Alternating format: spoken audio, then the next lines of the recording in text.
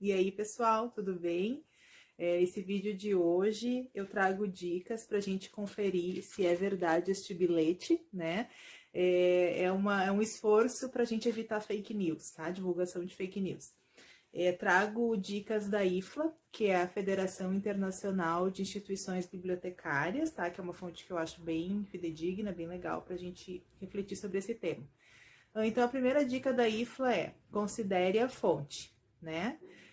Sempre que a gente receber alguma informação, a gente tem que verificar quem foi que produziu aquela informação. Se é uma instituição, se é uma pessoa, né?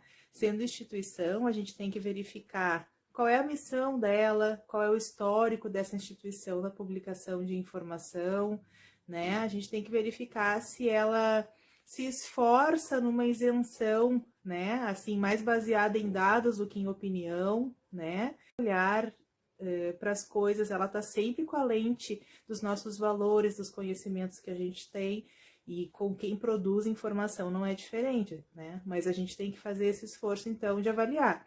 Essa é a melhor fonte para tratar sobre esse tema. Quando é uma pessoa, a gente tem que saber, essa pessoa ela é uma especialista, ela produz conhecimento nessa área, né? Uma das formas que a gente tem de verificar é consultando o currículo Lattes, que é um currículo de pesquisador.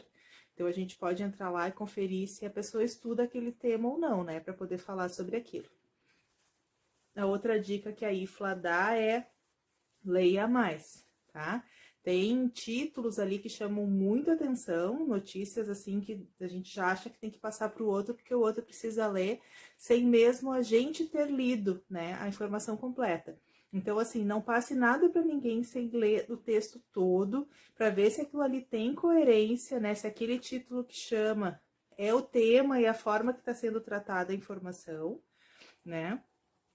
Outra dica que ele dá é se aquele texto tem fontes de apoio, ou seja, tem links para outras fontes de informação que ajudam a embasar aquilo que ele está comunicando. Vocês que fazem iniciação científica sabem a importância das referências, né, na nossa pesquisa, como é importante a gente pegar dados já existentes para poder trabalhar em cima deles. Então, quando sai uma notícia, ela vem a partir de dados também, né? Então, a gente tem que verificar se aquele texto tem referências, se tem links de apoio e fazer o mesmo exercício, quer dizer, esse link de apoio. Quem é a instituição que produziu aquela informação? Quem é essa pessoa que produziu essa informação? Né? É o mesmo exercício que vocês fazem para a iniciação científica. Outra dica que a IFLA dá: verifique a data, tá? Toda informação tem tempo, ela está localizada no tempo e no espaço. Então, a gente não pode divulgar algo produzido em 2010 como se tivesse sido feito agora, tá? A não ser que a gente vá fazer uma retomada histórica. Então, lá em 2010 era assim e hoje é assim. Do contrário, a gente não tem que cuidar muito para não passar para as outras pessoas a ideia de que aquilo está acontecendo agora, quando não está, né? A gente tem que ter comprometimento em, se está tratando de um tema atual, usar fontes produzidas na atualidade. A outra dica que a IFLA dá é: isso é uma piada?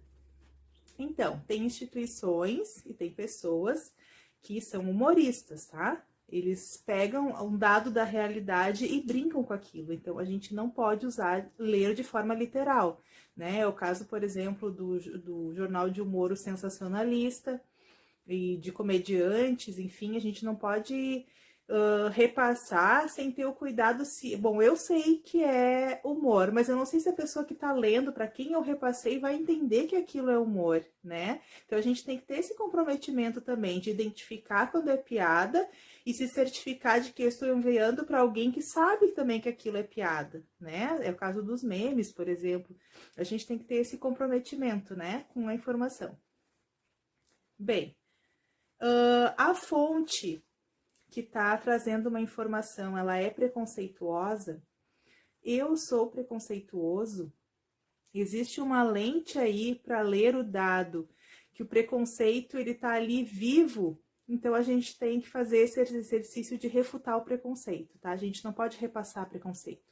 Eu vou dar um exemplo para vocês, quando, por exemplo, quando num jornal numa situação de tráfico de drogas, tá?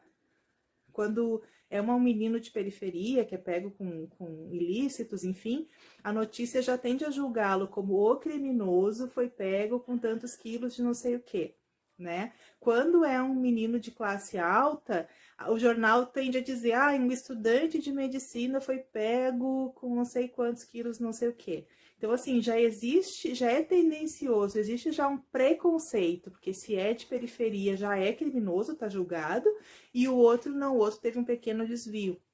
Então, a gente tem que ter muito cuidado com essas lentes preconceituosas que geram informação, tá? Outra questão, e a última que a IFLA nos traz é, consulte um especialista. Quer dizer, eu fiz toda essa checagem anterior e ainda não tenho certeza se aquilo ali é um dado, uma fonte, uma informação real, não é fake news. Bom, eu posso recorrer a um especialista, então. Vai lá e pergunta para alguém, para o teu professor, por exemplo, quando um dado for de química. Bom, professor, isso aqui procede, né? Os teus conhecimentos de química, tu consegue verificar se isso aqui procede ou não? Ou para um bibliotecário, né? O bibliotecário ele não é especialista de nenhuma área específica, né? Nem de química, nem de biologia, enfim, mas nós sabemos encontrar fontes de informação. Então, vocês podem nos pedir ajuda para a gente fazer esse exercício de verificar fontes, tá? Contem sempre conosco.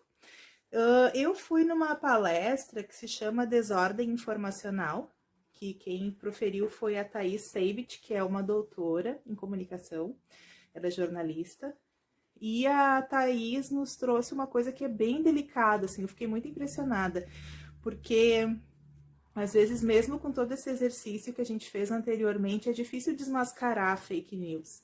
Ela trouxe um exemplo de alguém da área da segurança, um político, que falou que os presos que não foram julgados ainda no Brasil têm uma taxa muito parecida com a de outros países, querendo dizer assim que a situação está controlada, né?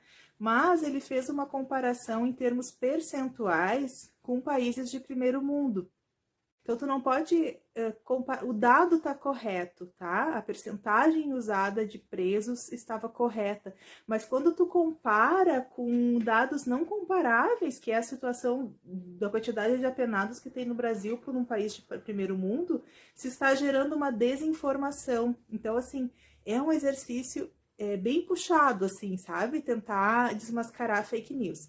Então, eu convido vocês a não divulgar mais nada sem fazer toda essa checagem anterior que a gente indicou, que a IFLA nos sugere, tá?